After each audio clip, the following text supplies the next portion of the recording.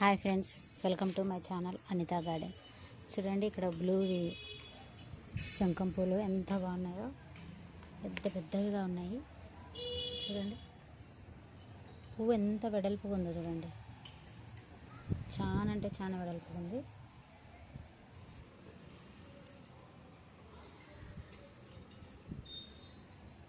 ఇంకో ఈ పక్క ఒకటి ఉంది కదండి బ్లూది, అది చిన్న చిన్నగా వస్తున్నాయి. మరి ఎందుకనో, మరి మట్టి జాలకనో, మరి పువ్వే అంత తీరా మరి తెలియదు.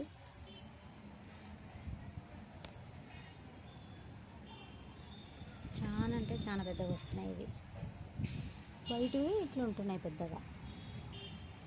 అయితే అక్కడ ఉన్న బ్లూది అయితే చాలా చిన్నగా ఉన్నాయండి.